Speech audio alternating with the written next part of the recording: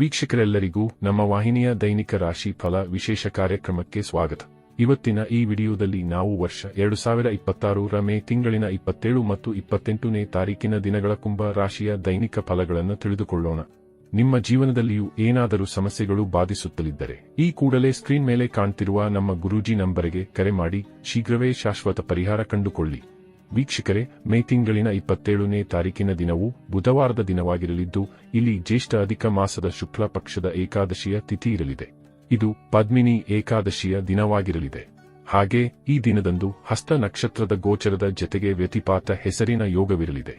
ಚಂದ್ರದೇವನು ಈ ದಿನದ ಸಂಜೆ 7 ಗಂಟೆಯವರೆಗೂ ಕನ್ಯಾರಾಶಿಯಲ್ಲಿ ಗೋಚರಿಸಲಿದ್ದು, ಅನಂತರದಲ್ಲಿ ತುಲಾರಾಶಿಗೆ ಪರಿವರ್ತನೆ ಹೊಂದಲಿದ್ದಾನೆ. ಇಲ್ಲಿ ಸೂರ್ಯದೇವನು ವೃಷಭ ರಾಶಿಯಲ್ಲಿ ವಿರಾಜಮಾನನಾಗಿರಲಿದ್ದಾನೆ. ಈ ದಿನದಂದು ಯಾವುದೇ ಅಭಿಜಿತ ಮುಹೂರ್ತವಿರುವುದಿಲ್ಲ.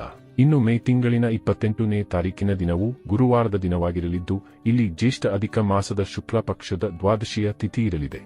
ಹಾಗೆ ಈ ದಿನದಂದು ಚಿತ್ರ ನಕ್ಷತ್ರದ ಗೋಚರದ ಜತೆಗೆ ವರಿಯನ್ ಹೆಸರಿನ ಯೋಗವಿರಲಿದೆ. ಚಂದ್ರದೇವನು ತುಲಾರಾಶಿಯಲ್ಲಿ ಗೋಚರಿಸಲಿದ್ದು, ಇಲ್ಲಿ ಸೂರ್ಯದೇವನು ವೃಷಭ ರಾಶಿಯಲ್ಲಿ ವಿರಾಜಮಾನನಾಗಿರಲಿದ್ದಾನೆ. ಈ ದಿನದಂದು ಅಭಿಜಿತ ಮುಹೂರ್ತವು ಬೆಳಗಿನ 11 ಗಂಟೆ 51 ನಿಮಿಷದಿಂದ ಹಿಡಿದು ಮಧ್ಯಾಹ್ನದ 12 ಗಂಟೆ 46 ನಿಮಿಷದವರೆಗೂ ಇರಲಿದೆ. ವೀಕ್ಷಕರೇ, ಈಗ ಮೊದಲಿಗೆ ಇಲ್ಲಿ ಮೇ ತಿಂಗಳಿನ 27ನೇ ತಾರೀಕಿನ ದಿನದ ಕುಂಭ ರಾಶಿಯ ದೈನಿಕ ಫಲಗಳನ್ನು ತಿಳಿದುಕೊಳ್ಳುವುದಾದರೆ, ಈ ದಿನದಂದು ಚಂದ್ರದೇವನು ಬಹುತೇಕ ಕನ್ಯಾರಾಶಿಯ ಮೂಲಕ ನಿಮ್ಮ ಅಷ್ಟಮ ಭಾವದಲ್ಲಿಯೇ ಗೋಚರಿಸಲಿದ್ದಾನೆ. ಹೀಗಾಗಿ ಇಲ್ಲಿ ನಿಮಗೆ ಕೊಂಚ ವಿರೋಧಾಭಾಸದ ಫಲಗಳು ಲಭಿಸಬಹುದಾಗಿವೆ. ಆದರೆ ಇಲ್ಲಿ ಸಂಜೆಯ ಸಮಯದಲ್ಲಿ ಪರಿಸ್ಥಿತಿ ಬದಲಾಗಲಿದ್ದು, ಸಂಪೂರ್ಣ ಲಾಭದ ಯೋಗಗಳು ಖಂಡಿತ ನಿಮ್ಮದಾಗಲಿವೆ. ಆದರೆ ಈ ದಿನದಂದು ಸಂಜೆಯವರೆಗಿನ ಸಮಯದಲ್ಲಿ ನೀವು ಕೊಂಚ ಜಾಗ್ರತೆ ಹೊಂದಿರಬೇಕು. ಈ ವಿಶೇಷ ಸಮಯದಲ್ಲಿ ನೀವು ಏನೇ ಪ್ರಮುಖ ನಿರ್ಣಯಗಳನ್ನು ಕೈಗೊಳ್ಳುವುದಿದ್ದರೂ ಮಾತೃವಿನ ಸಲಹೆ ಪಡೆದುಕೊಂಡು ಮುನ್ನಡೆಯಬೇಕು, ಅಥವಾ ಮನೆಯ ಸ್ತ್ರೀಯರ ಸಲಹೆಗಳನ್ನು ಪಡೆದುಕೊಳ್ಳಬೇಕು. ಇದರಿಂದಾಗಿ ಇಲ್ಲಿ ನಿಮ್ಮ ನಿರ್ಣಯಗಳು ಲಾಭದಾಯಕವಾಗಿ ಸಿದ್ಧಗೊಳ್ಳಬಹುದಾಗಿವೆ. ಇಲ್ಲಿ ಸಂಜೆಯವರೆಗಿನ ಸಮಯದಲ್ಲಿ ನೀವು ಸ್ಟಾಕ್ ಮಾರ್ಕೆಟ್, ಕಮೋಡಿಟಿ ಸೆಕ್ಟರ್ನಿಂದಲೂ ದೂರವನ್ನು ಕಾಯ್ದುಕೊಳ್ಳುವುದು ಉತ್ತಮವಾಗಿರಲಿದೆ. ಆದಾಗ್ಯೂ ಇಲ್ಲಿ ನಿಮಗೆ ಹಳೆಯ ಹೂಡಿಕೆಗಳಿಂದಾಗಿ ಲಾಭದ ಪ್ರಾಪ್ತಿಯೂ ಕೂಡ ಉಂಟಾಗಬಹುದಾಗಿದೆ. ಇಲ್ಲಿ ವಿದ್ಯಾರ್ಥಿಗಳು ಓದಲು ಕುಳಿತುಕೊಳ್ಳಲಿದ್ದಾರಾದರೂ ಒಂದಿಷ್ಟು ಬೇಜವಾಬ್ದಾರಿಗಳು ಕೂಡ ಕಂಡುಬರಲಿವೆ, ಅಥವಾ ಕೆಲಸ ಕಾರ್ಯಗಳ ಸಂಬಂಧ ಓದಿನಲ್ಲಿ ಏಕಾಗ್ರತೆ ಹೊಂದಲು ಸಾಧ್ಯವಾಗದೆ ಹೋಗಬಹುದಾಗಿದೆ. ಅಲ್ಲದೆ ಇಲ್ಲಿ ನಿಮ್ಮ ಸ್ವಭಾವದಲ್ಲಿ ಒಮ್ಮಿಂದೊಮ್ಮೆಲೆ ಏರಿಳಿತದ ಸ್ಥಿತಿಗಳು ಕೂಡ ಕಂಡುಬರಲಿವೆ. ಇದರಿಂದಾಗಿ ಇಲ್ಲಿ ನಿಮ್ಮ ರಿಲೇಶನ್ಶಿಪ್ ಮತ್ತು ಮ್ಯಾರಿಡ್ ಲೈಫ್ನಲ್ಲಿ ಈ ಸಮಯ ಸಮಸ್ಯೆಗಳನ್ನು ಹುಟ್ಟು ಹಾಕಬಹುದಾಗಿದೆ. ಜತೆಗೆ ಈ ಸಮಯದಲ್ಲಿ ನೀವು ಬೆಲೆ ಬಾಳುವ ವಸ್ತುಗಳ ಕುರಿತಾಗಿರುವ ಬೇಜವಾಬ್ದಾರಿತನವನ್ನು ಸಹ ತ್ಯಾಗ ಮಾಡಬೇಕು. ಅಲ್ಲದೆ ಇಲ್ಲಿ ಖರೀದಿ ಮಾಡುವುದರಿಂದಲೂ ದೂರವಿರಬೇಕು. ಇಲ್ಲಿ ನಿಮ್ಮ ವಸ್ತುಗಳ ಕುರಿತಾಗಿರುವ ಬೇಜವಾಬ್ದಾರಿತನವು ಮುಂದೆ ನಿಮಗೆ ಪಶ್ಚಾತ್ತಾಪವನ್ನು ಸಹ ಉಂಟು ಮಾಡಬಹುದಾಗಿದೆ.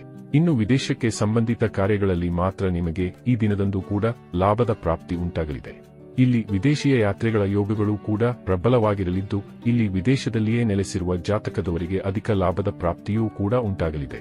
ಆದರೆ ಇಲ್ಲಿ ಕೋರ್ಟ್ ಕಚೇರಿಯ ಕಾರ್ಯಗಳಲ್ಲಿ ಸಮಸ್ಯೆಗಳು ಕಂಡುಬರಬಹುದಾಗಿದ್ದು, ಈ ಸಂಬಂಧ ಎಚ್ಚರಿಕೆ ಹೊಂದಿರುವುದರೊಂದಿಗೆ ಭೂಮಿಗೆ ಸಂಬಂಧಿತ ಯಾವುದೇ ನಿರ್ಣಯಗಳನ್ನು ಇಲ್ಲಿ ನೀವು ತೆಗೆದುಕೊಳ್ಳಬಾರದು.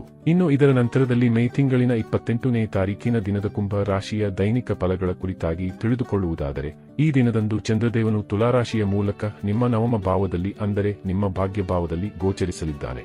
ಹೀಗಾಗಿ ಈ ದಿನವೂ ಕೂಡ ನಿಮ್ಮ ಪಾಲಿಗೆ ಮಹಾಭಾಗ್ಯಶಾಲಿ ದಿನವಾಗಿ ಸಾಬೀತಾಗಲಿದೆ. ಇಲ್ಲಿ ಅದೃಷ್ಟ ನಿಮ್ಮೊಂದಿಗೆ ಇರಲಿದ್ದು, ಇಲ್ಲಿ ಏನೇ ಕೆಲಸ ಕಾರ್ಯಗಳನ್ನು ಮಾಡಲು ಹೊರಟರೂ ಅಲ್ಲಿ ಖಂಡಿತ ಸಫಲತೆ ನಿಮ್ಮ ಕೈಗೆಟುಕಲಿದೆ. ಜತೆಗೆ ಈ ದಿನದಂದು ಕಡಿಮೆ ಕರ್ಮ ಮಾಡಿದಾಗ್ಯೂ ನಿಮಗೆ ಹೆಚ್ಚಿನ ಫಲಗಳು ಲಭಿಸಲಿವೆ. ಇಲ್ಲಿ ಸದೃಢ ಚಂದ್ರದೇವನ ಗೋಚರದಿಂದಾಗಿ ನಿಮ್ಮ ಆದಾಯದ ಮೂಲಗಳಲ್ಲಿ ವೃದ್ಧಿ ಉಂಟಾಗಲಿದ್ದು, ಇಲ್ಲಿ ನೀವು ಒಂದಕ್ಕಿಂತ ಹೆಚ್ಚಿನ ಮೂಲಗಳಿಂದ ಧನ ಸಂಪಾದನೆ ಗೈಯಲು ಸಾಧ್ಯವಾಗಲಿದೆ. ಈ ದಿನದಂದು ನೌಕರಿಯಿಂದ ವಂಚಿತರಾದವರಿಗೂ ಉತ್ತಮ ಫಲಗಳ ಪ್ರಾಪ್ತಿಯಾಗಬಹುದಾಗಿದೆ. ಅಲ್ಲದೆ ಈ ದಿನಗಳು ವ್ಯಾಪಾರ ವಹಿವಾಟಿನ ದೃಷ್ಟಿಯಿಂದಲೂ ಭರಪೂರ ಲಾಭದಿಂದ ಕೂಡಿರಲಿವೆ. ಇಲ್ಲಿ ಧನು ರಾಶಿಯ ಜಾತಕದವರ ವ್ಯಾಪಾರ ವಹಿವಾಟಿನಲ್ಲಿ ಖಂಡಿತ ವೃದ್ಧಿ ಉಂಟಾಗಲಿದ್ದು, ವ್ಯಾಪಾರದ ವಿಸ್ತಾರವೂ ಕೂಡ ಈ ದಿನದಂದು ಸಾಧ್ಯವಾಗಲಿದೆ. ಇಲ್ಲಿ ನಿಮಗೆ ಭಾಗ್ಯದ ಸಹಕಾರವೂ ಕೂಡ ಲಭಿಸುವುದರಿಂದಾಗಿ ಇಲ್ಲಿ ನಿಮಗೆ ಸ್ಟಾಕ್ ಮಾರ್ಕೆಟ್, ಕಮೋಡಿಟಿ ಸೆಕ್ಟರ್ನಲ್ಲಿಯೂ ಉತ್ತಮ ಲಾಭದ ಪ್ರಾಪ್ತಿಯಾಗಲಿದೆ. ಇಲ್ಲಿ ಲಾಟರಿಯ ತನಕದ ಯೋಗ ನಿಮ್ಮದಾಗಿರಲಿದೆ. ಈ ಸಮಯ ಯಾತ್ರೆಗಳ ಸಂಬಂಧವೂ ಉತ್ತಮವಾಗಿರಲಿದ್ದು, ಇಲ್ಲಿ ವಿದೇಶೀಯ ಯಾತ್ರೆಗಳ ಯೋಗವೂ ನಿಮ್ಮದಾಗಬಹುದಾಗಿದೆ. ಅಲ್ಲದೆ ಇಲ್ಲಿ ನೀವು ಧಾರ್ಮಿಕ ಯಾತ್ರೆಗಳ ತನಕದ ಯೋಜನೆಯನ್ನು ರೂಪಿಸಬಹುದಾಗಿದೆ. ಇನ್ನು ವಿದೇಶೀಯ ಮೂಲದಿಂದಲೂ ನಿಮಗೆ ಉತ್ತಮ ಲಾಭದ ಪ್ರಾಪ್ತಿಯಾಗಬಹುದಾಗಿದ್ದು, ಇಲ್ಲಿ ಯಾರು ವಿದೇಶೀಯ ಕಂಪನಿಯಲ್ಲಿ ಕಾರ್ಯನಿರ್ವಹಿಸುತ್ತಲಿದ್ದಾರೋ, ಯಾರೋ ವಿದೇಶದೊಂದಿಗೆ ವ್ಯಾವಹಾರಿಕ ಸಂಬಂಧವನ್ನು ಹೊಂದಿದ್ದಾರೋ ಅವರ ಪಾಲಿಗೆ ಮಾತ್ರ ಇಲ್ಲಿ ವಿದೇಶದಿಂದ ಹಣದ ಸುರಿಮಳೆಯೇ ಉಂಟಾಗಬಹುದಾಗಿದೆ. ಇಲ್ಲಿ ನಿಮಗೆ ಮಾತಾ ಪಿತೃವಿನ ಸುಖದ ಪ್ರಾಪ್ತಿಯೂ ಕೂಡ ಉಂಟಾಗಲಿದೆ. ಹಾಗೆ ಈ ವಿಶೇಷ ಸಮಯಾವಧಿಯು ಗೃಹಿಣಿಯರಿಗಾಗಿಯೂ ಸಾಕಷ್ಟು ಉತ್ತಮವಾಗಿ ಸಾಬೀತಾಗಲಿದೆ. ಇಲ್ಲಿ ಗೃಹಿಣಿಯರಿಗೆ ಕುಟುಂಬದ ಸಹಕಾರದ ಜೊತೆಗೆ ಪ್ರಶಂಸೆಯ ಪ್ರಾಪ್ತಿಯೂ ಕೂಡ ಉಂಟಾಗಬಹುದಾಗಿದೆ. ಜೊತೆಗೆ ಈ ದಿನವು ವಿದ್ಯಾರ್ಥಿ ಜಾತಕದವರ ಪಾಲಿಗೂ ಕೂಡ ಅತ್ಯಧಿಕ ಫಲದಾಯಿಯಾಗಿ ಸಾಬೀತಾಗಲಿದ್ದು, ಇಲ್ಲಿ ವಿದ್ಯಾರ್ಥಿಗಳು ಓದಲು ಕುಳಿತುಕೊಳ್ಳುವರಾದರೆ ಖಂಡಿತ ಏಕಾಗ್ರತೆಯ ಪ್ರಾಪ್ತಿ ಉಂಟಾಗಲಿದೆ. ಒಟ್ಟಾರೆಯಾಗಿ ಇಲ್ಲಿ ಪ್ರಾರಂಭದಲ್ಲಿ ನಿಮಗೆ ಕೊಂಚ ವಿರೋಧಾಭಾಸದ ಫಲಗಳು ಲಭಿಸಿದರೂ ಸಹ ನಂತರದಲ್ಲಿ ಮಾತ್ರ ಭರಪೂರ ಶುಭ ಫಲಗಳ ಸುರಿಮಳೆ ಉಂಟಾಗಲಿದೆ. ಹೀಗಾಗಿ ಇಲ್ಲಿ ಸಮಯಕ್ಕನುಗುಣವಾಗಿ ನಿಮ್ಮ ದಿನಚರಿಯನ್ನ ಸರಿದೂಗಿಸಿಕೊಂಡು ಮುನ್ನಡೆಯಬೇಕು. ವೀಕ್ಷಕರೇ, ಇದು ಈ 2 ದಿನಗಳ ಕುಂಭ ರಾಶಿಯ ದೈನಿಕ ಫಲಗಳ ಸಂಪೂರ್ಣ ಮಾಹಿತಿ. ಈ ಮಾಹಿತಿ ನಿಮಗೆ ಇಷ್ಟವಾದರೆ ವಿಡಿಯೋವನ್ನು ಲೈಕ್ ಮತ್ತು ಶೇರ್ ಮಾಡಿ. ಹಾಗೆ ಚಾನೆಲ್ ಸಬ್ಸ್ಕ್ರೈಬ್ ಮಾಡುವುದರೊಂದಿಗೆ ನಿರಂತರ ವಿಡಿಯೋ ಅಪ್ಡೇಟ್ಸ್ಗಳಿಗಾಗಿ ತಪ್ಪದೇ ಪಕ್ಕದ ಬೆಲ್ ಐಕಾನ್ ಬಟನ್ ಕೂಡ ಕ್ಲಿಕ್ ಮಾಡಿ.